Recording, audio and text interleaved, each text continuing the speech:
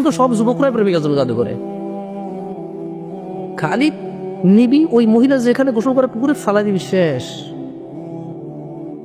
হ্যাঁ, খালি নিবি এক ফোঁটা, তো বলছি হুজুর পুকুর তো অনেক বড়, আর বি টেনশনে নিস না, খালি এক ফোঁটা নিয়ে ফালা। মহিলার নাম গোসল করতে তোর পাগলের দেওয়ানা হয়ে যাবে। আমি তোর প্রেমেরই দেওয়ানা। রিক্সায় চলে গেলেন। এদেরকে কি ভাই অপরাধ আপনি বলতেছেন বড় লোকে করে? আরে ভাই রিক্সা ড্রাইভার গান না শুনলে লাগে ইনকাম হয় না, ভালোই লাগে না। ও জানে না এই গান এই পৃথিবীতে ভূমিকম্প নিয়ে আসে। ভূমিকম্প হওয়ার পরে পাহাড় চিটাগং, যে কি বলে এটাকে কি বলে, আব্দুল মিশা চলে যাও, বাসার পাশেই তো সি ওয়ার্ল্ডের পাশে নতুন করে একটা সিটি হচ্ছে, হাউজিং সোসাইটি, তো পাশে পাহাড়। সি ওয়ার্ল্ডে সারাদিন ধুম ধুম ধুম ধুম বাসতে থাকে। গত কিছুদিন আগে পাহাড় দোষে দেখলাম যে গত বছর মারা গেছে, আল্লাহদেরকে শহীদ দরজা দেখে আমিন। তাই বললাম যে কেমন কথা, আল্লাহ নবী সাল্লাল্লাহু আলাইহি ওয়াসাল্লাম বললো যে গান বাজনা মিউজিক বেড়ে গেলে কি হবে বলেন তো? বাদ্যযন্ত্র বাড়লে ভূমিকম্প বাড়বে। এই পাহাড়ে থেকে বাদ্যযন্ত্র শুনে মানি পুরা কি ওই যে ওই পাগলের মতো যে পাগল ঢালে বসে পোড়া কাটে, মানে ও বললে ঢালের আগায় বসে পোড়া কাটলে পড়ে যাবে, কিন্তু হাদিসের উপর একটু ইমান নেই। আল্লাহ নবী যে বলেছে যে মিউজিক হলে ভূমিকম্প আসবে, কিন্তু আমরা ইমান রাখি। কিন্তু এদেশে রিক্সা ড্রাইভার, সিএনজি ড্রাইভার, বাস, আরে ভাই এই যে আপনারা বলেন বাসে তো 3-4 বার মারামারি, আমার সাথে অবস্থা। চিন্তা করলাম ভাই ও তো মারামারি করে সেরে যাবে, ইউটিউবার বলবো যে এই দেখুন জামশেদ মজুমদার লেগে গেছে বাসার সাথে। হ্যাঁ আমি তো শেষ। তো পড়ার কিছু বলি নেই, মাস্টার্স পরে বললাম যে যাও বাচ্চা গেলা তুমি, যদি আমি মাগার জামশেদ মজুমদার না হয়ে যাও তবে তোমার ঘুষু দিয়ে নাক ফাড়া দিতাম আমি। ভাই আমি তো রক্ত মশা। রাতের বাজে 2টা, চলতেছে টং টাং টং টাং টং টাং টং টাং গান, চিটং থেকে টাকা আসতেছে। রাতে 2টা বাজে এখান থেকে উঠছি।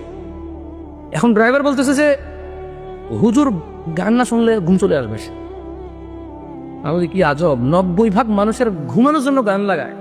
এদেশের 90% বড় লোকেরা গান চালাতে যাতে ঘুম চলে আসে, তুমি বলতেছো গান না শুনলে ঘুম আসবে। এখন বললাম তার মানে গানেরও সিস্টেম আছে, কারো এটা ছায়ের মতো, খেলে কেউ ঘুম চলে আসে আর কেউ খেলে ঘুম আসে না। হ্যাঁ গান ওইরকম হয়ে গেছে। বললাম যে কেন?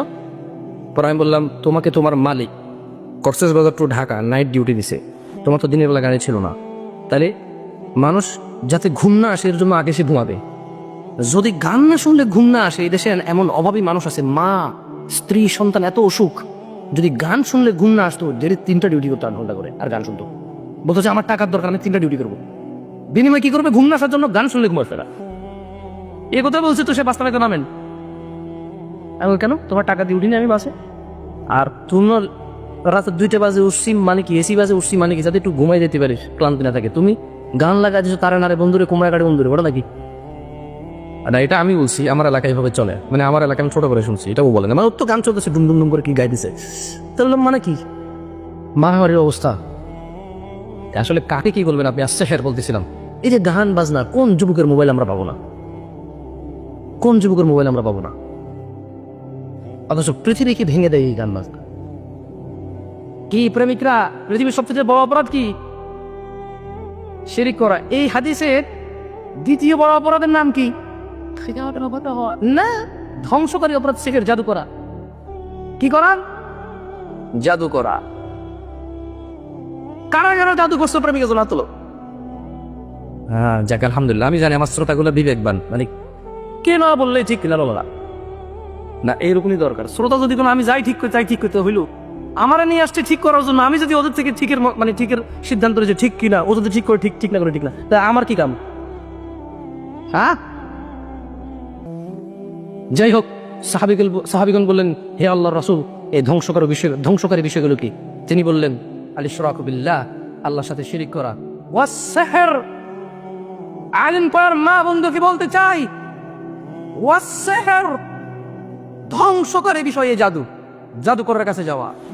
ওয়া কাতালান নাফসাল্লাতী হারামাল্লাহু ইল্লা বিল হক, আল্লাহ তাআলা যাকে হত্যা করা হারাম করেছেন শরীয়ত সম্মত কারণ ব্যতিরেকে তাকে হত্যা করা। ওয়া আকলুর রিবা, সুদ খাওয়া। ওয়া আকলু মালি ইয়াতীম, ইয়াতীমের মাল গ্রাস করা। এগুলো পৃথিবীর সবচেয়ে বড় ধ্বংসকারী বিষয়। বলেন তো এদেশের চাচারা বাপ মারা গেলে ঠকাই কিনা বাড়িতে দেবে? ঠকায় না তো। কই ওরে এক একর দিছি, আমি এক একর নিছি, জাস্ট রাস্তার পাশে বলে আমি নিছি, ওরে একটু খেতে বন্ধ করে দিয়েছি বাস। ঠকায় কিনা? আলিম পাড়ার মানুষ ইত্তাকিল্লাহ, যে অপরাধ তোমার জীবনের সমস্ত আমল ধ্বংস করে দিবে, সেই অপরাধ থেকে তুমি সতর্ক হও। তোমার দান, সাদাকা, সালাত, হজ, যাকাত, তোমার সিয়াম, তোমার সৎ ব্যবহার যে অপরাধ ধ্বংস করে দেবে, সেই অপরাধ থেকে তুমি নিজেকে বিরত রাখো। আল্লাহ সুবহানাহু ওয়া তাআলা বলছেন, ওয়ালাকাদ উহিয়া ইলাইকা ওয়া ইলাল্লাযীনা মিন ক্বাবলিকা লাইন আশরাকতা লায়াহবাতান্না আমালুকা ওয়া লাতাকুনান্না মিনাল খাসিরিন। আর আপনার প্রতি ও আপনার পূর্ববর্তীদের প্রতি অবশ্যই ওহী করা হয়েছে যে যদি আপনি শিরিক করেন, দেখেন আল্লাহ নবীকে আল্লাহ বলতেছে, কাকে বলতেছে? কাকে বলতেছে?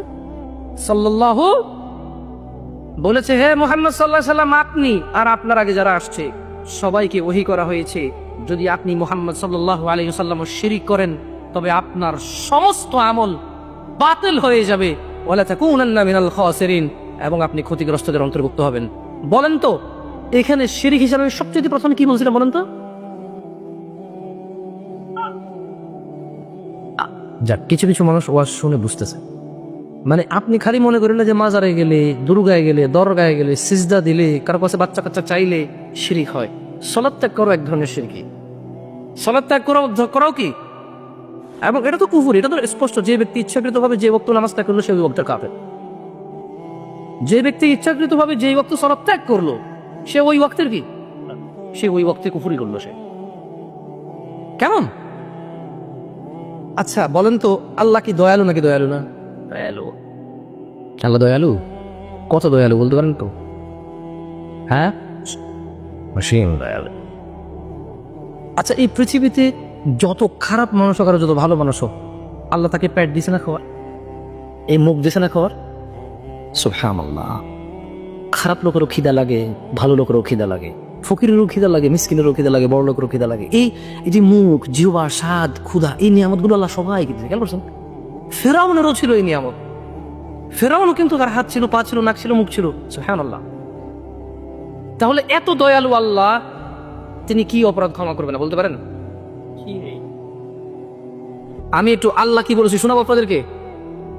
আমি একটু মহিলাদেরকে বেশি সম্বোধন করতে চাই। মহিলারা খুব বেশি শিরকের সাথে জড়িত থাকে। পুরুষরা কি ভালো তাইলে?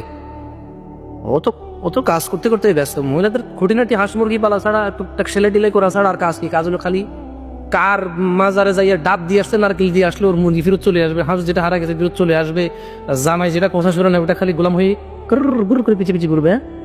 হ্যাঁ, মহিলাদের টেনশনই হচ্ছে ওইটা।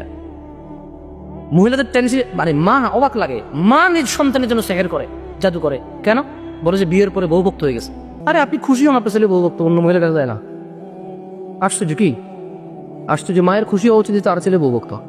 তবে ওই ছেলের উচিত জুলুম না করা মায়ের প্রতি। ওই ছেলের উচিত কি? জুলুম না করা মায়ের প্রতি। যদি ছেলে জালেম হয় সে আল্লাহর কাছে দায়ী থাকবে। আল্লাহ তাআলা বলছেন, ইন্নাল্লাহা লা ইয়াগফিরু আন ইউশরিকা বিহি ওয়া ইয়াগফিরু মা দুনা যালিকা লিমান ইয়াশা ওয়া মান ইউশরিক বিল্লাহ ফাকাদ ইফতারা ইসমান আযীমা। নিশ্চয়ই আল্লাহ তার সাথে শরীককারীকে ক্ষমা করে না, এছাড়া অন্যান্য অপরাধ যাকে ইচ্ছা ক্ষমা করেন। আর যে আল্লাহর সাথে শরীক করে সে এক মহাপাপ রটনা করে। সূরা নিসা। আল্লাহ তাআলা বলছেন, ইন্নাল্লাহা লা ইয়াগফিরু আন ইউশরাকা বিহি ওয়া ইয়াগফিরু মা দুনা যালিকা লিমান ইয়াশা ওয়া মান ইউশরিক বিল্লাহ ফাকাদ দাল্লা দালালান বাঈদা। নিশ্চয়ই যে আল্লাহর সাথে শিরিক করলো, নিশ্চয়ই আল্লাহ তার সাথে শিরিক করাকে ক্ষমা করেন না, আর তার থেকে ছোট যাবতীয় গুনাহ যাকে ইচ্ছা ক্ষমা করে। জি, আল্লাহ যাকে ইচ্ছা কি করে? ক্ষমা করে। এই জন্য আমরা কাউকে বলতে পারবো না তুই জাহান্নামে যাবি, তুই খারাপ, আমি ভালো, তুই অপবিত্র, আমি পবিত্র। এরকম একদম নাম ধরে ধরে স্পেসিফিক করে কাউকে কিছু বলা যাবে না। কারণ আল্লাহ যাকে খুশি ক্ষমা করে। আল্লাহর ইচ্ছার সাথে কারো জোর জবরদস্তি আছে? আল্লাহর ইচ্ছার সাথে কারো জোর জবরদস্তি নাই। তাই আল্লাহ সুবহানাহু ওয়া তাআলা বলছেন, আর যে কেউ আল্লাহর সাথে শিরিক করে সে ভীষণভাবে পথভ্রষ্ট। দিনী ভাইয়েরা, আল্লাহ তাআলা বলছেন, ইন্নাহু মান ইউশরিক বিল্লাহ ফাকাদ হারামাল্লাহু আলাইহিল জান্নাহ ওয়া মাওয়াহুন নার ওয়া মা লিয-যালিমিন মিন আনসার। নিশ্চয়ই কেউ আল্লাহর সাথে শিরিক করলে আল্লাহ তার জন্য জান্নাত অবশ্যই হারাম নিষিদ্ধ করে দিয়েছেন এবং তার বসবাস হবে চিরস্থায়ী জাহান্নাম। আর জালেমদের জন্য কোনো সাহায্যকারী নেই। জি, কাল্লা বাবা ঘোড়া বাবা কেউ কাজে আসবে না। আল্লাহ তাআলা বলেন, ইন্নাল্লাযীনা কাফারু মিন আহলিল কিতাব ওয়াল মুশরিকিনা ফি নারি জাহান্নাম খালিদিনা ফিহা উলাইকা হুম শাররুল বারিয়া। নিশ্চয়ই কিতাবধারীদের মধ্যে যারা কুফরি করেছে তারা মুশরিকরা জাহান্নামের আগুনে চিরস্থায়ীভাবে বসবাস করবে। তারাই সৃষ্টির সবচাইতে নেককার মানুষ। সুতরাং আলিম পার মানুষ, তোমরা আল্লাহর দয়ার দিকে আসো। আলিম পাড়ার মহিলা ও পুরুষ, আলিম পাড়ার যুবক ও বৃদ্ধ, আলিম পাড়ার ধনী ও দরিদ্র, তোমরা তাওহীদের দিকে ফিরে আসো। আল্লাহ সুবহানাহু ওয়া তাআলা বলছেন, কুলিল্লাহুম্মা মালিকাল মুলক, বলুন সার্বভৌম শক্তির মালিক আল্লাহ। তুতিল মুলকা মান তাশা ওয়া তানজিউল মুলকা মিম্মান তাশা ওয়া তুইজ্জু মান তাশা ওয়া তুযিল্লু মান তাশা বিয়াদিকাল খায়র ইন্নাকা আলা কুল্লি শাইইন কাদির। আলিম পাড়ার মানুষ, আল্লাহ তাআলা বলছে, তোমরা আল্লাহর সার্বভৌম ও শক্তির মালিকেরা আল্লাহ সুবহানাহু ওয়া তাআলার, অতঃপর আল্লাহ যাকে খুশি ক্ষমতা দেয় এবং যাক থেকে খুশি তা কেড়ে নেন। যাকে ইচ্ছা তিনি সম্মানিত করেন, যাকে ইচ্ছা তিনি অপদস্থ করেন। সমস্ত কল্যাণ আল্লাহর হাতে, নিশ্চয়ই আল্লাহ সব কিছুর উপর ক্ষমতাবান। আল্লাহ তাআলা বলেন, আল্লাযীনা আমানু ওয়া লাম ইয়ালবিসু ঈমানাহুম বিযুলমিন উলাইকা লাহুমুল আমন ওয়া হুম মুহতাদুন। আলিম পাড়ার মানুষ, যারা ঈমান এনেছে, 5 ওয়াক্ত নামাজ প্রতিষ্ঠিত করে এই ঈমানকে প্রতিষ্ঠিত রেখেছে, আল্লাহ সুবহানাহু ওয়া তাআলা বলছেন, যারা ঈমান এনেছে এবং তাদের ঈমানকে জুলুম ও শিরক দ্বারা কুলুষিত করেনি, নিরাপত্তা তাদের জন্য কাদের পক্ষ থেকে? না। এবং তারাই হিদায়াত প্রাপ্ত। 5 ওয়াক্ত নামাজি ব্যতীত, শিরক মুক্ত থাকা ব্যতীত, তাওহীদ ছাড়া, নয় একত্ববাদী ছাড়া এই পৃথিবীতে আর কেউ হিদায়াত প্রাপ্ত নয়। যতই ভালো লোক হোক, যতই ভদ্র লোক হোক, যে 5 ওয়াক্ত সালাত আদায় করে না সে ভদ্র নয়। যে 5 ওয়াক্ত সালাত আদায় করে না সে ভালো লোক নয়। যে 5 ওয়াক্ত সালাত আদায় করে না সে হিদায়াত প্রাপ্ত নয়।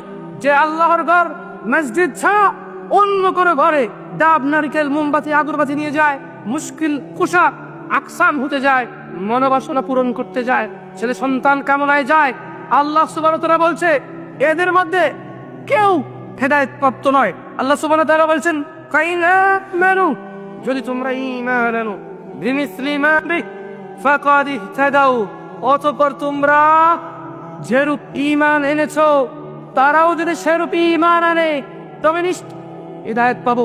সুতরাং শিরক মুক্ত হয়ে আল্লাহর কাছে ক্ষমা চাও। আলিম পাড়ার মানুষ, আল্লাহ ক্ষমা করে দেবে। তোমার জিনা, ব্যভিচার, মদ, সুদ, ঘুষ আজকেই সমাপ্ত করো। যদি তুমি সমাপ্ত না করতে চাও তবে তুমি কতদিন বাঁচবে সেটার নিশ্চিত হয়ে নাও। যদি নিশ্চিত হয়ে যেতে পারো, মৃত্যুর আগে ঠিক হয়ে যাও। আর যদি মনে করো কবে মরবে তা জানো না, তবে রবের পক্ষ থেকে তোমার জন্য ডাক আছে। ও আলিম পাড়ার মানুষ, ধনী ও দরিদ্র, খেটে খাওয়া ও উচ্চ বিলাসী, উচ্চ শিক্ষিত, ও আলিম পাড়ার দরিদ্র পরীক্ষার্থী আল্লাহর পক্ষ থেকে, ও আলিম পাড়ার ধনী পরীক্ষার্থী আল্লাহর পক্ষ থেকে, তোমাদেরকে তোমার রব ডেকে বলছে, ওয়াসারি ইলা মাগফিরাতিন মির রাব্বিকুম ওয়া জান্নাহ ওয়া জান্নাতিন আরদুহাস সামাওয়াতি ওয়াল আরদ উইদ্দাত লিল মুত্তাকিন। ও আলিম পাড়ার মানুষ, তীব্র গতিতে আল্লাহর ক্ষমার দিকে ও আল্লাহর জান্নাতের দিকে যাও, যার বিস্তৃত আসমান সমূহ জমিনের সমান, যা প্রশস্ত, যা প্রস্তুত রাখা হয়েছে মুত্তাকিদের জন্য। আলিম পাড়ার অপরাধীরা, বাংলার জমিনের অপরাধীরা, আমি নিজেকে এখান থেকে বাদ দিয়ে বলছি না, আল্লাহ তাআলা সুযোগ দিয়েছেন।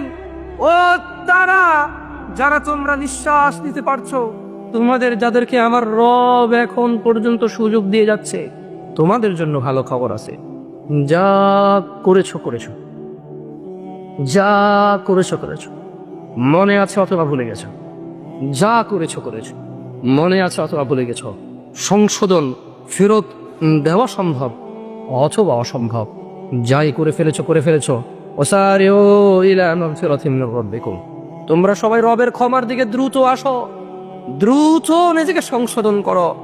আমার আল্লাহ বলছেন, মুহাম্মদ সাল্লাল্লাহু আলাইহি ওয়াসাল্লামকে বলেছেন, কুল লিইবাদিয়াল্লাযীনা আসরাফু আলা আনফুসিহিম লা তাখনাতু মির রাহমাতিল্লাহ ইন্নাল্লাহা ইয়াগফিরুয যুনুবা জামিআ ইন্নাল্লাহা ইয়াগফিরুয যুনুবা জামিআ। আলিম পাড়ার বেঁচে থাকা মানুষরা, মা ও বোনেরা, ভাইয়েরা, আলিম পাড়ার পুরুষ ও নারীরা, আলিম পাড়ার বিবেকবান মানুষরা, ধনী ও দরিদ্ররা, তোমাদের রব তোমাদেরকে বলছে, কুল ইয়া ইবাদিয়াল্লাযীনা আসরাফু আলা আনফুসিহিম, হে আমার বান্দারা, তোমরা যারা নিজেদের প্রতি অবিচার করেছো, লা তাখনাতু মির রাহমাতিল্লাহ, আল্লাহর দয়া থেকে নিরাশ হয়ো না। আলিম পাড়ার মানুষরা, ও ঘুষখোর সুদখোররা, ও যুবক বৃদ্ধ জানাকারীরা, ও জালেমরা, ও বেনামাজি কাফির মুশরিকরা, ও অন্যায়কারীরা, ও মুনাফিকরা, ও ধোঁকাবাজরা, যা করেছো করেছো, তোমাদের রব তোমাদেরকে জিন্দা রেখেছে।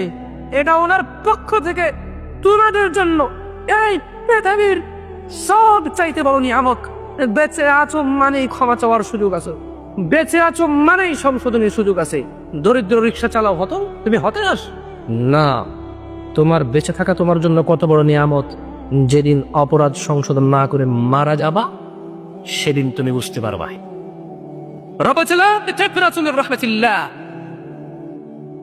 ইবাদ যারা তোমরা আল্লাহর বান্দা আছো, তোমরা আল্লাহর দয়া থেকে নিরাশ হইও না। ইন্নাল্লাহা ইয়াগফিরুয যুনুবা জামিআ, নিশ্চয়ই আল্লাহ ক্ষমা করে দিবে সকল গুনাহ। বলে তো সকল গুণের মধ্যে কোন গুণাটা বাদ যায় না? শিরিক বাদ যাবে না। কেন বাদ যাবে? আপনি ক্ষমা চেয়ে নিচ্ছেন না। চিরস্থায়ী জাহান্নামী কোন মুশরিক? যে মুশরিক ক্ষমা না চেয়ে মারায়। মানে কি আপনি বুঝেননি? মানে শিরিক কত বড় অন্যায় আমি এক্সপ্লেন করি। একটু আমি শেষ করে ফেলবো, কেমন? আমার দেরি হয়ে যাচ্ছে। খুব সিম্পলি একটু এই আলিম পাড়ার মানুষকে একটা এক্সপ্লেনেশন দিই, কেমন?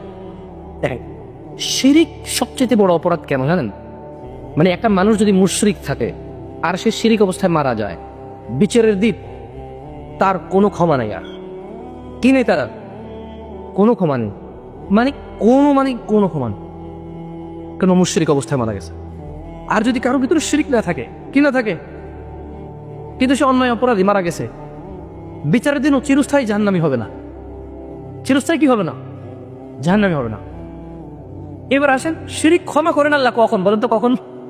মানে মরা ব্যক্তির শিরিক আল্লাহ ক্ষমা করে না। মানে একটা লোক মরে যাওয়ার সময় মুশরিক অবস্থায় মরছে, এর আর কোনো উপায় নাই, এর আর কোনো কি নাই। কিন্তু পৃথিবীতে যত মানুষ বেঁচে আছে, জানাকারী হবে, মদখোর, মুশরিক, কিন্তু অপরাধ যেটাই হোক, সে যেহেতু বেঁচে আছে, ক্ষমা চাইলে কে ক্ষমা করবে? তাহলে এই আমি কেন বললাম যে নিঃশ্বাস, এই হায়াত পৃথিবীর সবচেয়ে বড় নেই, বুঝতে পারছেন? আপনারা যারা এক্সপ্লেনেশনটা বুঝতে পারছেন? মানে এই যে আমি বলছি আল্লাহ ক্ষমা করবে না শিরিক, এছাড়া সবকিছু ক্ষমা করবে। কার জন্য? মৃত ব্যক্তির, যার ফলাফল আসবে শিরিক অবস্থায় যে আসবে তার।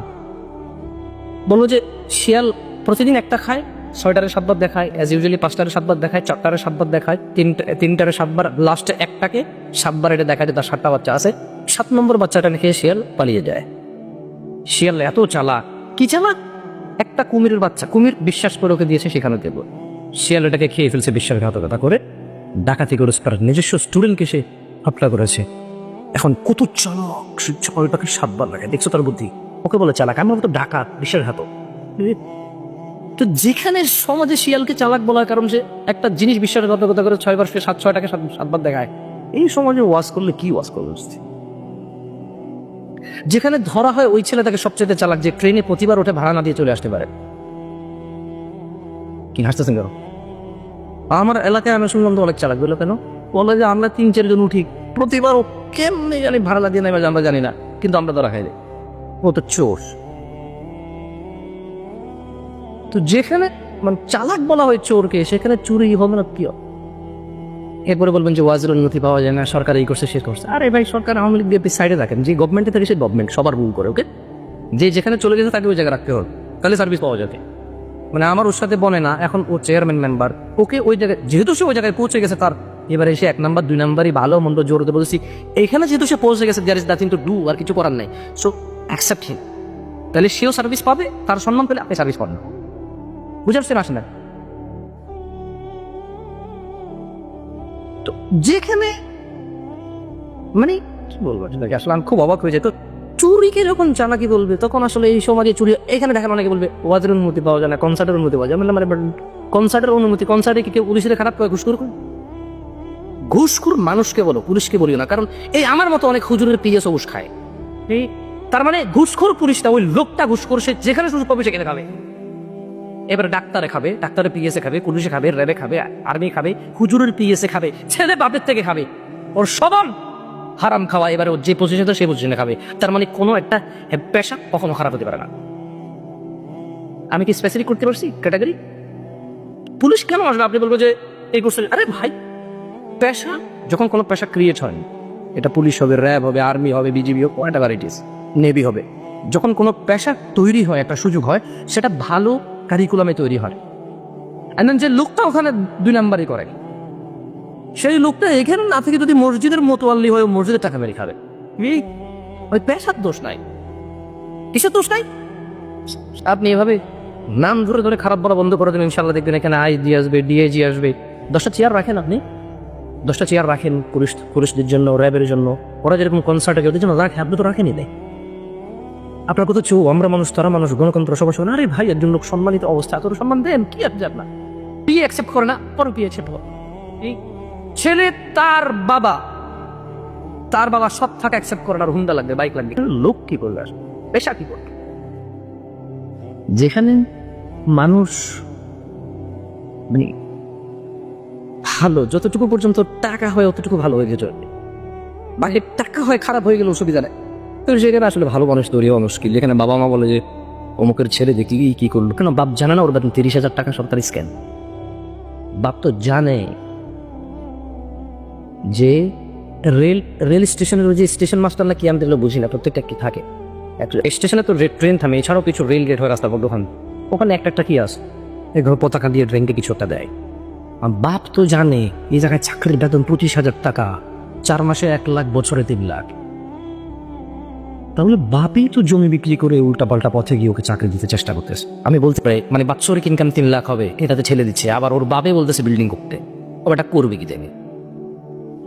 মানে যেখানে বাবা ছেলেকে বাধ্য করে ঘুষ খেতে, বাবা জানে যে আমার ছেলে 25,000 টাকা বেতনে চাকরি করলে হবে না, তার দরকার নেই তোর স্টেশন মাস্টার হওয়ার, ও অন্য কোনো কাজ করবে, ব্যবসা করবে না। আপনি কি আমার কথা কি অন্যদিকে চলে যাচ্ছেন না? আর খুব দুঃখ নিয়ে কথা বলতেছে, মানে বাপে জানে এখানে চাকরি করলে 25,000 টাকা বেতন, যেই শ্বশুর তার মেয়েকে এর সাথে বিয়ে দিচ্ছে, তার বিল্ডিং আছে, না মাশাআল্লাহ আমাদের রফিক ভাই কি বলবো, 5 বছর হয় না চাকরিতে, মাশাআল্লাহ জমি নিচ্ছে 2 কেন, একটা ঘর বসে দেখতেই সেরাম লাগে, বিশ্বাস করবো না, ঘরের ভিতরে গেলে মনে হয় জান্নাতে আসছি। তার বেতন কত? 30,000 টাকা বেতন আজকে। তো আপনি তো আপনার মেয়ে বিয়ে দিচ্ছেন, আপনি তো একবার বুঝেন না যে কি 30,000 টাকা বেতনটা খেতেই পারবেন না, 15-20,000 টাকা চলে যাবে, 10,000 হয় কি হয়? আপনি এখানে আসছেন ভালোগিরি দেখাতে, এরপর আবার পুলিশে ধরে আপনার ধরলে মূল্য অনুযায়ী পরিষ্কার র্যাব খারাপ। আপনি নিজের দিকে তাকান না, আপনি বলবেন শেখ হাসিনা খারাপ, খালেদা জিয়া খারাপ, ওই যে রাস্তার কাজ করছে সে দুর্নীতি করছে। আরে আপনার যে লেবার 300 টাকা বেতন, কন্ট্রাক্টর না থাকলে সে নিজে কাজ করে না, সেও দুর্নীতি করে কাজে। আপনি আসছেন কন্ট্রাক্টরের ভুল ধরতে, আপনার টাকা মেরে দিয়ে চলে গেছে, রাস্তার কাম খারাপ করছে। আর ও যে লেবার 300 টাকা বেতনের, ওই লেবার পর্যন্ত কাজ করার দোকানে, যেখানে যে সুযোগ পাচ্ছে সবাই সুযোগ নিচ্ছে। তাহলে পেশা কখনো খারাপ হতে পারে না, খারাপ মানুষ, তাই মানুষ সংশোধন হতে হবে। এই মানুষের সংশোধন আল্লাহকে ভয় করতে হবে, আল্লাহকে ভালোবাসতে হবে, আল্লাহকে ভালোবাসতে হবে, মনে করতে হবে যে আমি মানুষ, আমার হিসাব individual, will take that. Allah will ask me individually, Allah আমাকে এককভাবে জিজ্ঞাসা করবে, আমার হিসাব এককভাবে হবে, আমার হিসাবের সময় কেউ থাকবে না। So correct your own self, নিজেকে নিজে শুধরাতে হবে, নিজেকে নিজে শুধরাতে হবে। আর চোর ডাকাতদেরকে বলে দিতে চাই, তুমি যতই চুরি করো, ডাকাতি করো, তোমার ভাগ্যে আল্লাহ যতটুকু লিখছে বাইরে কিছুই চুরি করতে পারবে না, ডাকাতি করতে পারবে না। ও চুরি ডাকাতি না করলে অতটুকু এমনি হালালি আসতো। এই তোমার ইমানের ত্রুটি আছে, তাই তুমি মনে করো চুরি করে বড় লোক হয়েছো, আল্লাহ তোমাকে এতটুকু এমনি দিয়ে দিত, তোমার ধৈর্য কম। যাই হোক, কথা বলছিলাম আমরা যারা বিবাহিত এবং ছেলে সন্তান আছে, লোকমান হিকিম তার ছেলেকে যে উপদেশ দিয়েছে, আমরা উপদেশটা শুনবো, এন্ড দেন আজকে আমরা ঘরে গিয়ে ভাববো আমরা আমাদের ছেলেকে উপদেশ দিয়েছি কিনা। ঠিক আছে? وإذ قال لقمان لابنه وهو يعظه يا بني لا تشرك بالله। আর স্মরণ করুন যখন লোকমান উপদেশ দিতে গিয়ে তার পুত্রকে বলেছিল, ইয়া বুনাই, হে আমার ছেলে। বলবেন না এখন মেয়েদেরকে বলে নাই, ওনার ছেলে ছিল তাই ছেলে বলেই বলছে, আপনি মেয়েকেও বলবেন। ওকে, একবার এরকম ওয়াজ করছিলাম, ছেলের কথা বলে এক মহিলা পরে ফেসবুকে লিখছে, শেখ মেয়েদের কথা তো বললেন না, আমি সন্তান বলেছিলাম। কেমন যাক, এখানে মামুনরা ওয়াজ শুনতেছে তো বলে না, যাক যাক আপারা আপনারাও আছেন এর মধ্যে। কেমন মেয়ে হলে মেয়ে, ছেলে হলে আমার সন্তান বলবো, কেমন? এখন ওনার ছেলে ছিল তাই উনি বলছে এই ছেলে। আপনার যদি কত বাপ আছে না, তার ছেলে একা, তো সে তো আর মেয়ে বলবে না, ছেলে ছেলেই বলবে, কিন্তু বাবা হিসেবে উপদেশ হবে। কেমন? ইয়া বুনাইয়া লা তুশরিক বিল্লাহ, হে আমার পুত্র, হে আমার বৎস, তুমি আল্লাহর সাথে শরীক করিও না। ইন্নাশ শিরকা লাযুলমুন আযীম, নিশ্চয়ই শিরিক সবচেয়ে বড় গুনাহ। বলেন তো কত? সবচেয়ে বলতে কত বড় গুনাহ? মানে এরপর একটা গুনাহ বলে না, জিনা, ব্যভিচার, মদ, মারামারি, কাটাকাটি, হত্যা, ঘুষ, সুদ, ঘুষাঘুষি নাক ফাটাই দেওয়া, মুনাফিকি করা, বিজনেস মাইরে দিয়া, ওই যে MLM বিজনেসের মতো মানুষের হাজার হাজার কোটি টাকা মেরে দিয়ে চলে যাওয়া। হ্যাঁ, পুরো যে যেমন এখন ধরেন রাশিয়া ইউক্রেন যুদ্ধ লাগছে, লক্ষ লক্ষ মানুষ মেরে ফেলতেছে, বাংলাদেশে পাকিস্তানের হাজার হাজার মানুষ মেরে ফেলছে, এগুলো অপরাধ না? সবগুলো অপরাধ না? ঠিক আছে, লুকমান হাকিম বলছে যে নিশ্চয়ই শিরক সবচেয়ে বড় অপরাধ। আপনি এবার একটা অপরাধ তৈরি করেন যেটা এটা চেয়ে বড় হয় এবং প্রেজেন্ট করেন। আচ্ছা, এবার বলুন তো শিরকটা কি? ও জানো না, কেমনে শরিক করে? না না না, আপনারা সহজ করে বলে দিই। এটা ঠিক, আল্লাহ ব্যতীত কাউকে সিজদা করা, চাওয়া, সন্তান চাওয়া, যাওয়া, মোমবাতি দেওয়া, আগরবাতি দেওয়া, এগুলা। এখন একটা কথা বললে তো ওয়াজ থেকে আস্তে আস্তে লোক ওঠা শুরু হয়ে যাবেন। হ্যাঁ, ওটা শুরু হয়ে যাবে, ভালো লাগবে না তো আপনার? যদি বলি মারহাবা, তো ভালো লাগবে আপনার, খুব ভালো লাগবে আপনার। প্রবলেম হয়ে গেছে, আমি তো মনে করেন যে যদি টাইনে ওয়াজ করতে হবে, কালকে ছিলাম অমুক জায়গায়, আজকে অমুক জায়গায় আসছি, টান তো আর আসবে, আমি তো জানি না, শিখি না, ইউটিউবে দেখছি এরকম। ঠিক আছে, বলেন।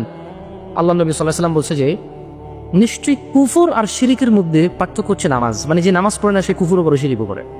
কি না, আপনি তো ভাই শিরিক খুঁজে পাবেন না। আপনার কাছে মনে হয়েছে খালি গরু ছাগল উদ্যম বানিয়ে মসজিদ ছাড়া অন্য কোথাও গেলে শিরিক হয়। আমি মানি তো, ওটা সরাসরি শিরিক।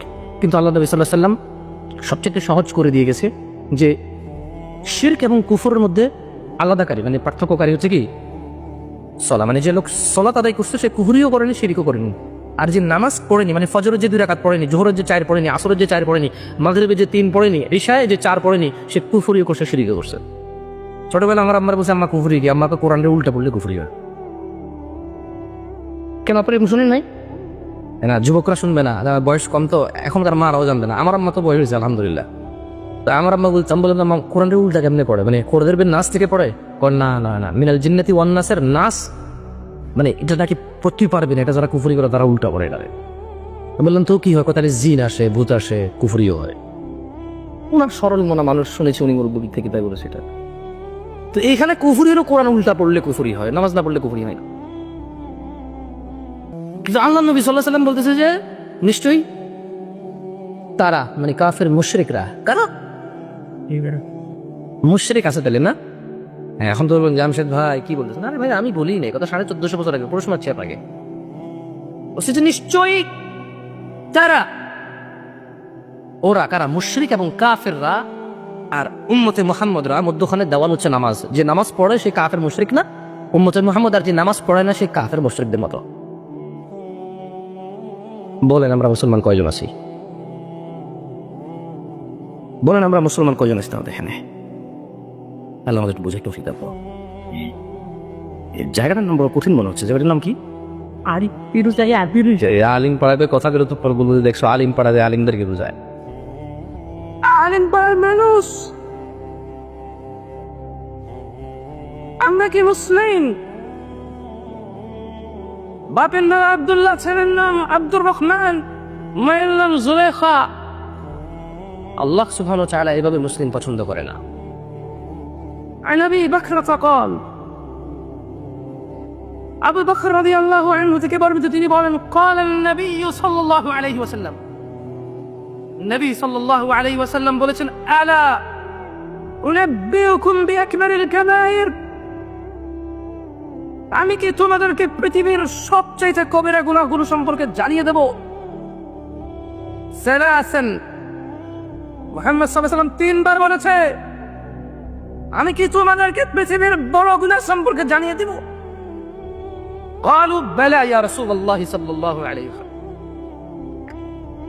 সকলে বললেন হ্যাঁ হে আল্লাহর রাসূল, আপনি আমাদের পৃথিবীর সবচেয়ে বড় অপরাধ সম্পর্কে জানিয়ে দেন। দেখি আপনাদেরকে প্রশ্ন করে তো সামনে মুরব্বী, আপনি বলেন তো পৃথিবীর সবচেয়ে বড় অপরাধ কি? মায়ের সাথে জানা করো না, আপনার মেয়ে কিনে আরেকজনের ভাইয়া নিয়ে লুটান। কোথা? দেবরের ভাবির সাথে অপকর্ম, সুদ খাইতেছে 10 টাকা 20 টাকা 100 টাকা, এটাও না। কিন্তু এগুলো কি ছোট অপরাধ নাকি? না, 10 কোটি টাকার কাছে কিন্তু 9,99,99,999 টাকা ছোট। 10 কোটি টাকার কাছে 9,99,99,999 টাকা কি তাই বলি কি এটা ছোট? এগুলো ছোট নয়। আল্লাহ নবী সাল্লাল্লাহু আলাইহি সাল্লাম বললেন, তোমাদেরকে কি আমি পৃথিবীর সবচেয়ে বড় অপরাধ সম্পর্কে জানিয়ে দেবো? তোমরা জানতে চাও? এই আলিম পাড়ার মানুষ কি জানতে চায়? সাহাবারা বললেন, বেলা ইয়া রাসূলুল্লাহ সাল্লাল্লাহু আলাইহি ওয়াসাল্লাম। قال الاشراك بالله, তিনি বললেন সেগুলো হচ্ছে আল্লাহর সাথে শরীক করা। ওয়াকুল ওয়ালিদ,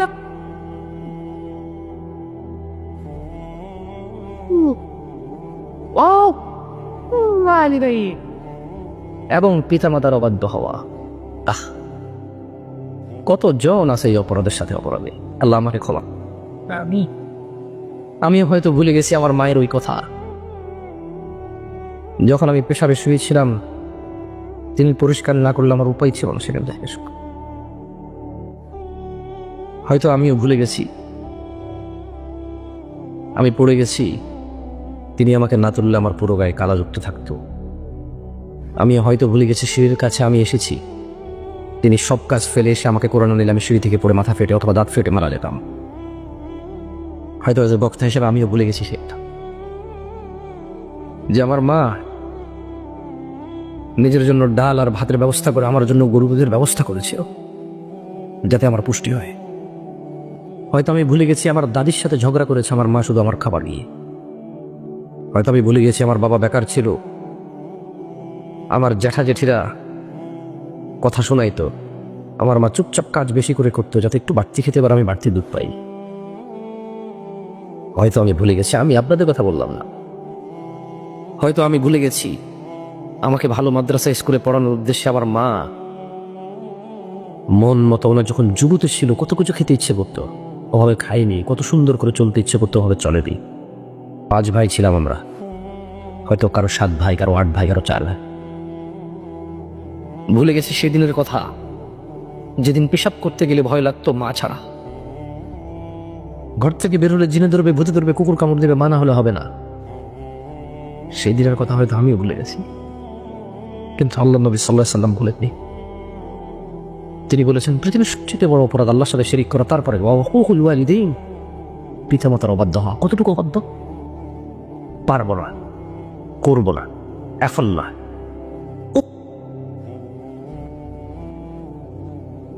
এইটা পর্যন্ত অবাধ্যতা। কত বৃদ্ধা এখনো ঘরে শুয়ে আছে, ছেলে ঘরে ঢুকে ঠিকই তার বাচ্চার মুখে চুমু খায়, তার মাকে দেখতে যায় না, পাশের রুমেই মা। কত বৃদ্ধ এখনো আজকে এখানে আসতে পারেনি, ছেলে চাইলে তার বাপকে কোলে করে নিয়ে আসতে পারত। খুব শৌখিন ছিল, খুব হাঁটতো, এমন কোনো ওয়াজ মাহফিল ছিল না যেত না। পায়ের ব্যথা আসতে পারে না, ছেলে বিরক্ত হবে রিক্সা করে নিয়ে আসতে পারে। রিক্সা চালা, তার নিজেরই 4টা সন্তান, বাপ মাকে দেখবে কি করে, পাড়ার লোক উদাহরণ দেয়, সেও সন্তুষ্ট এই উদাহরণে। আহা, বাস করতে ইচ্ছে না, কি বলবো, মানুষের মনুষ্যত্ব নষ্ট হয়ে গেছে। সব ওয়াজ মাহফিলি ছেলের বউর দোষ দেয়। আমি তো ছেলের বউর দোষ দিব না, কারণ ছেলের বউ আরেক বেটার মেয়ে, আরেক বেটারকে সেবা যত্ন করবে। আমার মা বাপ, আমি সেবা যত্ন করবো। বউ যদি মনে করে যে সেবা যত্ন করবে না, আমি সেবা যত্ন করবো। এবার বউ যদি মনে করে ইনকাম লাগবে, তো আমি তো বের হতে হবে, তুমি করো, আমি বের নলে ইনকাম আমি করো, মা বাবা দেখবো না, কারাটা রেখে যাবো। বউ যদি নিশ্চয়তা যে আপনি যান আমি আসি ইনকাম করেন, তাই না আমি যাবো, সমস্যা কোথায়? বউ চালাকি করলে বউর সাথে চালাকি করো, তো কাজে আজকে যাবো না, আব্বার সাথে বলে থাকবো। বললো কাজে লাগলে বাপেরই কি খাওয়াবে? ধর খাওয়াবে না, আমি উপোস, আমার বাপ উপোস। আব্বা আপনি পারবেন না? বলবো যে ছেলে তুই না খেলে আমি কখনো নাকে রাখতে পারবো বেশি। ছোটবেলায় মাছের মাথা ছাড়া খেতাম না, তুই জন্মের পরে তোর পাতে তোর দাদি দিত, আমার পাতে আমি তোর পাতে দিয়ে দিতাম। ওই তোর জন্য স্যাক্রিফাইস করার আমার আরো 50 বছর আগে অভ্যাস।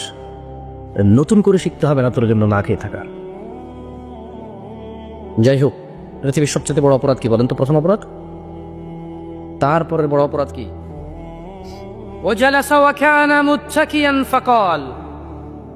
তিনি সাল্লাল্লাহু আলাইহি ওয়াসাল্লাম হেলান দিয়ে বসেছিলেন। কেমন? হেলান দিয়ে বসেছিলেন। এবার সোজা হয়ে বসলেন আল্লাহ নবী সাল্লাল্লাহু আলাইহি ওয়াসাল্লাম এবং বললেন, আলা ওয়া কাউলু জুর, মিথ্যা সাক্ষ্য দেওয়া। তাহলে পৃথিবীর বড় 3টা অপরাধ পেলাম। 1, শিরক করা। 2, 3, মিথ্যা সাক্ষ্য। 3 এতবার কেন বললাম জানেন? সাহাবারা বলছে قال فما زال يكررها حتى قلنا ليت له سكت। মিথ্যা সাক্ষ্য দেওয়া পৃথিবীর বড় অপরাধ, এই কথাটি আল্লাহ নবী সাল্লাল্লাহু আলাইহি ওয়াসাল্লাম বারবার বলতে থাকলেন। এমনকি সাহাবারা বলতে লাগলেন, যদি আল্লাহ নবী সাল্লাল্লাহু আলাইহি ওয়াসাল্লাম আর না বলতেন, একটু এবার খান্ত, মিথ্যা সাক্ষ্য এত বড় অপরাধ। আলিম পাড়ার মানুষ, মহিলা এবং পুরুষ। عن أبي هريرة رضي الله عنه للنبي صلى الله عليه وسلم قال আবু হুরায়রা রাদিয়াল্লাহু আনহু থেকে বর্ণিত, তিনি বলেন আল্লাহর নবী সাল্লাল্লাহু আলাইহি ওয়াসাল্লাম বলেছেন, ইজতানিবুস সাবআল মুবিকাত, সাতটি ধ্বংসকারী বিষয় থেকে তোমরা বিরত থাকবে। আল্লাহ কি বলছে? কুল ইয়া ইবাদিয়াল্লাযীনা আসরাফু আলা আনফুসিহিম লা তাকনাতু মির রাহমাতিল্লাহ, বলুন হে আমার বান্দাগণ, তোমরা যারা নিজেদের প্রতি অবিচার করেছো, নিজেদের প্রতি জুলুম, নিজেরা অন্যায়তে মেতে উঠেছো, আল্লাহর অনুগ্রহ হতে হতাশ হইও না। ইন্নাল্লাহা ইয়াগফিরুয যুনুবা জামিআ, আল্লাহ তোমাদের সমস্ত গুনাহ ক্ষমা করবে। এই যে সমস্ত বাংলা কথাটা, এইবার সমস্তর ভিতরে কোন গুনাহটা নাই বলেন একটু? হ্যাঁ, সব আছে, সব। দেখছেন, আল্লাহ এটাই বলতেছে, ইয়াগফির, ক্ষমা করবে, যুনুবা জামিআ, যত গুনাহ আছে, যদি সে আল্লাহর ক্ষমার প্রতি আস্থা রাখে, আল্লাহর দয়ার প্রতি আস্থা রাখে এবং ওই অপরাধ থেকে মুক্ত হয়ে বলে যে তিনি ক্ষমাকারী, আমাকে তিনি ক্ষমা করেন, আমার ভুল হয়ে গেছে, আমি অনুতপ্ত, আমি আর ওই ভুলে যাব না। আল্লাহ বলছে যে একবার সব গুনাহ ক্ষমা করতে।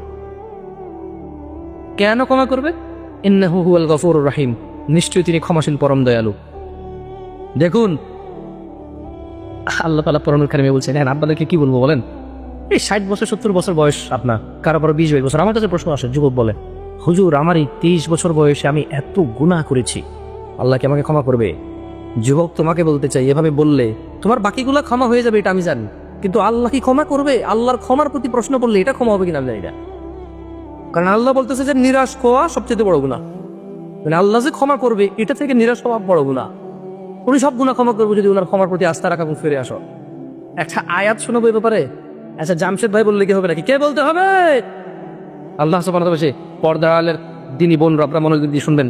সেহের, জাদু, বেনামাজি, জেনা, ব্যভিচার, স্বামীর হক নষ্ট, স্বামীর পিতামাতার হক নষ্ট, বাবা মায়ের হক নষ্ট, নিজের ইজ্জত সম্মান, এই সমাজটাকে কুলুষিত করা ছেলে এবং মেয়েদেরকে বলি তোমরা ভালো হয়ে যাও। তোমাদের রব বলছে, ইল্লা মান তাবা ওয়া আমানা ওয়া আমিলা আমালান সালিহান ফাউলাইকা ইউবাদদিলুল্লাহু সাইয়্যাতিহিম হাসানাত ওয়া কানা আল্লাহু গফুরুর রহিম। তবে যে তওবা করে, অপরাধ থেকে ফিরে আসে, ঈমান আনে এবং সৎ কাজ করে, আল্লাহ তার গুনাহগুলোকে নেকিতে পরিবর্তন করে দেন। লা ইলাহা ইল্লাল্লাহ। আলিম পাড়ার মানুষ কেমন রব পেয়েছে? তুমি অপরাধ নিয়ে চিন্তা করো, হ্যাঁ তোমার চিন্তা ভালো, তবে তুমি নিরাশ হয়ে না। তুমি যদি তোমার অপরাধ থেকে একদম সরে আসো, একদম প্রপার সরে আসো, যে যা হয়েছে খালাস, পিছনের কিছু, আই কান্ট ফিক্স এনিথিং, আমি পিছনে যা করে আসছি I could not fix that, আমি এগুলো ফিক্স করতে পারবো না, আমি এগুলো সংশোধন করতে পারবো না। What can I do? I can avoid them in future, আমি এগুলাকে এড়িয়ে যেতে পারি। আল্লাহর ভয়, কার ভয়? আর আল্লাহর ভালোবাসা, কার ভালোবাসা? আল্লাহ তাই বলতেছে, ইল্লা মান তাব, যে ফিরে আসে অপরাধ থেকে, তওবা করে, ও আমানা ওয়া আমিলা আমালান সালিহান, এবং ঈমান আনে, সৎ কাজ সম্পাদন করে, ফাউলাইকা ইউবাদদিলুল্লাহু সাইয়্যাতিহিম হাসানাত, আল্লাহ তাআলা তার পূর্বের সমস্ত গুনাহকে নেকিতেই পরিবর্তন করে দেন। ওয়া কানা আল্লাহু গফুরুর রহিমা, আর তিনি আল্লাহ ক্ষমাশীল পরম দয়ালু। ومن تاب وعمل صالحا فإنه يتوب إلى الله متابا, আর যে তওবা করে অপরাধ থেকে ও সৎ কাজ করে, সে তো সম্পূর্ণরূপে আল্লাহর অভিমুখী হয়। আমি আমার আজকে বক্তব্য শেষ করবো একটা হাদিস বলে। হাদিসটা যদি আলিম পাড়ার মানুষ মনোযোগ সহকারে শোনে, হয়তো আগামীকাল থেকে তাদের জীবনে সালাত গুরুত্ব রাখবে। জানা, ব্যভিচার, মদ, জুয়া, ঘুষ, সুদ, মারামারি, অন্যায়, অবিচার, জিদ, অহংকার, এগুলো থেকে ফিরে আসার হালকা একটু সাহারা পাবে। আনাস ইবনে মালিক রাদিয়াল্লাহু আনহু قال سمعت رسول الله صلى الله عليه وسلم يقول আল্লাহ নবী সাল্লাল্লাহু আলাইহি ওয়াসাল্লাম থেকে তিনি কি করেছেন বলতে শুনেছেন قال الله আল্লাহ তাআলা বলেন কে বলেন ইয়া ইবনে আদম, হে আদম সন্তান। আচ্ছা, আদম সন্তান কি শুধু পুরুষ, মহিলাও? যারা যারা উভয় লিঙ্গ, মানে যাদেরকে হিজল তমাল বলা হয়, ওনারা সবাই আল্লাহ বান্দা। তাহলে ওনাদের প্রতি রোজা ফরজ। ছেলে জন্ম দিতে পারবে না, মেয়ে জন্ম দিতে পারবে না, গর্ভবতী অথবা জনক বা গর্ভধারিণী হতে পারবে না, কিন্তু মানুষ কেন? অনেকেই তো আছে যারা হিজল তমাল না, কিন্তু বাচ্চা হয় না। ওটা ঠিক ওরকমই, শুধু একটা জায়গায় ওনারা মানে ওনাদের হয়তো এই জিনিসটা ওনাদের অসুখ, আমরা বলবো অসুখ, আমরা কি বলবো অসুখ। যেমন কারো কিডনি নাও, কারো ব্রেন স্ট্রোক করে, কারো হার্ট অ্যাটাক করে, কারো লিভার ক্যান্সার হয়। এরকম ওনাদের একটা অসুখ, যে বাবা হওয়া অথবা মা হওয়া, একটা অসুখ ওনাদের। বাকি আমার ভাই, আমার বোনরা, বুঝে আসছে না শোনা? মানে এটা বুঝে ছনাল্লাহ বলে যে হে আদম সন্তান, মানে এরা সবাই আদমের সন্তান। কে বলছে? কি বলছে? হে আদম সন্তান, ইন্নাকা মা দাআউতানি ওয়া রাজাউতানি গফারতু লাক। হে আদম সন্তান, যতক্ষণ তুমি আমাকে ডাকতে থাকবে ও আমার ক্ষমা পাওয়ার আশায় থাকবে, গফারতু লাক, আমি তোমাকে ক্ষমা করে দেব। আলা মা কানা ফিকা ওয়ালা উবালি। আল্লাহ বলছেন কি জানেন? আল্লাহর কথা কত স্ট্রং আপনি জানেন? বলছেন যতক্ষণ তুমি ডাকবা ক্ষমা পাওয়ার আশায়, ক্ষমা চাইবা, ক্ষমা করে দেব। কি কেন ক্ষমা করবে? তিনি বলছেন যে আলা মা কানা ফিকা ওয়ালা উবালি, তোমার গুনাহ যত অধিক হোক এতে আমি পরোয়াই করি না। লা ইলাহা ইল্লাল্লাহ। মানে আপনি যতক্ষণ ক্ষমা চাইবেন আল্লাহর কাছে, আস্তাগফিরুল্লাহ, আল্লাহ মিয়া কোরআবা, আল্লাহ বলছে যে আলা মা কানা ফিক, যতই হোক তোমার গুনাহ, ওয়ালা উবালি, কারো পরোয়া করি না, ক্ষমা করে দেবো তোমাকে। কে কি করবে আমি ক্ষমা করতে? আল্লাহ ক্ষমা করলে কেউ কিছু করতে পারবে? ইয়া ইবনে আদম, হে আদম সন্তান, লাউ বালাগাত যুনুবুকা আনানা সামা। উফ, আলিম পাড়ার মানুষ যদি একটু অনুধাবন করো, দেখো, লাউ বালাগাত যুনুবুকা আনানা সামা, তোমার অপরাধের পরিমাণ, গুনাহের পরিমাণ যদি আসমানের মেঘমালার পর্যন্ত পৌঁছে যায়, সুম্মা ইস্তাগফারতানি, অতঃপর তুমি যদি আমার কাছে ক্ষমা চাও, গফারতু লাক ওয়ালা উবালি, আসমানের মেঘমালা পর্যন্ত অপরাধ যদি ক্ষমা চাও, ক্ষমা করে দেবো, কারো পরোয়া করি না। আল্লাহ আমাদের ক্ষমা করো। আসসালামু আলাইকুম ওয়া রাহমাতুল্লাহি ওয়া বারাকাতুহু। আলহামদুলিল্লাহ ওয়াসসালাতু ওয়াসসালামু আলা রাসূলিল্লাহি ওয়া বা'দ।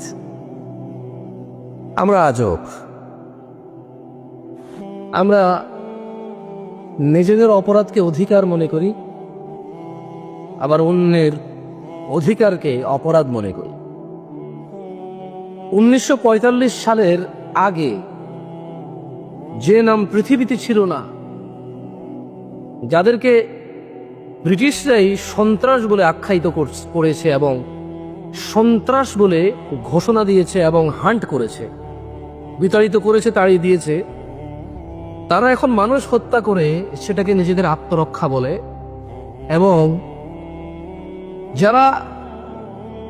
যাদেরকে আমরা অনুকরণ করি, যাদেরকে আমরা পৃথিবীর সবচেয়ে সভ্য মনে করি, অ্যাডভান্স, ভদ্র, নম্র, সুশীল মনে করি, যাদেরকে আমরা সুন্দর, সুন্দরী মনে করি, যাদের চেহারার মতো আমাদের চেহারা হোক আমরা যারা চাই, যাদের বৈবাহিক সিস্টেম আমরা করতে চাই আমাদের, যাদের খাবার দাবার তারা যা খায় আমরা তা খেলে নিজেদেরকে বড় লোক ও সভ্য মনে করি, তারাই আজ তাদের হত্যাকে তাদের আত্মরক্ষা বলছে, আর নিহত, নির্যাতিত, নিপীড়িত মানুষকে তারা বলছে সন্ত্রাস। আমরা মানুষ বড় আজব। আমরা আমাদের স্বার্থে সত্যকে মিথ্যা বলি, মিথ্যাকে সত্য বলি। আমরা রোগাক্রান্ত হই সেটাকে অসুস্থ বলি, আবার অন্যের সুস্থতাকে আমরা অসুস্থ বলি।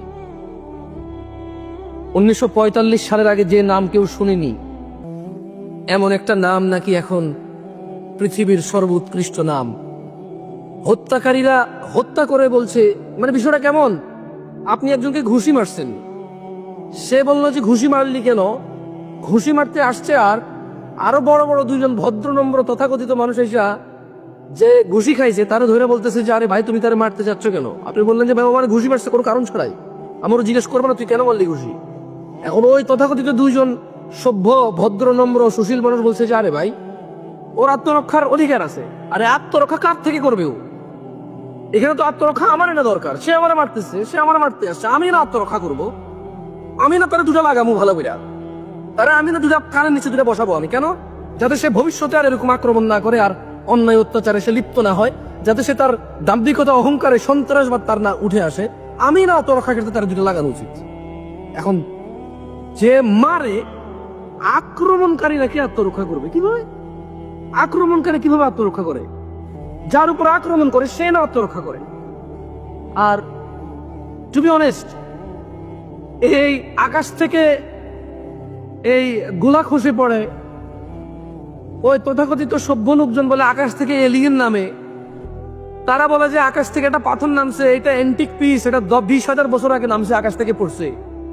তো এই যে একটা দেশ, সো কল্ড দেশ, আত্মরক্ষাকারী হিসেবে সমস্ত অসভ্য, জালেম, নির্যাতনকারী, মিথ্যুক, মিথ্যাচারী, এরা যে বলছে, তো এই দেশটা কি আকাশ থেকে নেমে আসছে?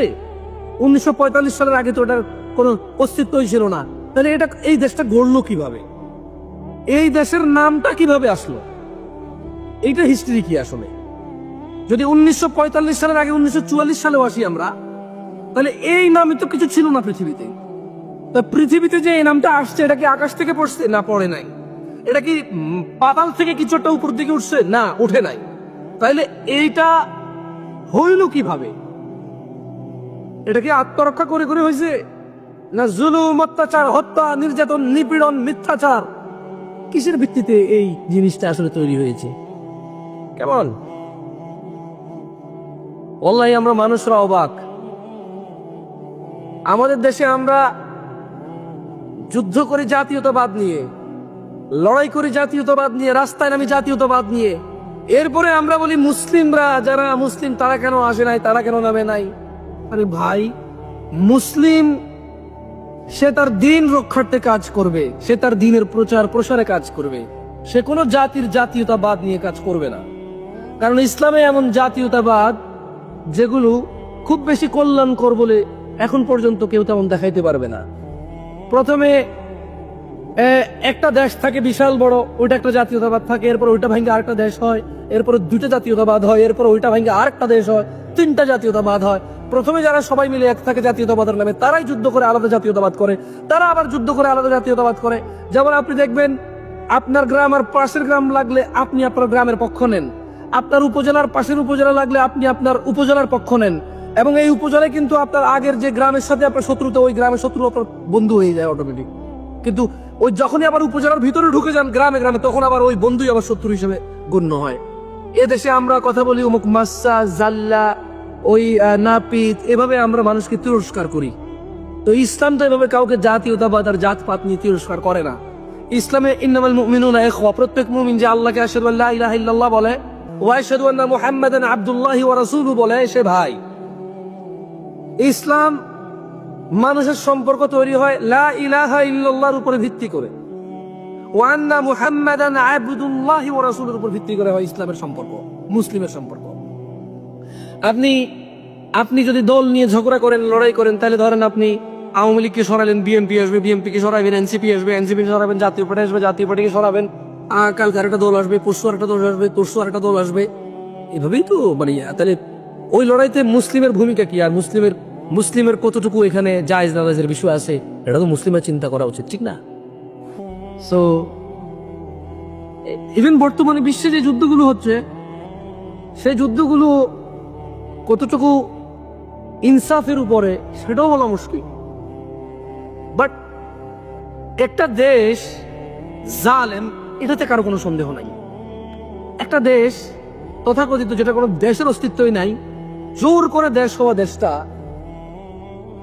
এই পৃথিবীর বুকে ওর চাইতে জালেম আর কেউ না ছিল, আর কেউ না আসবে।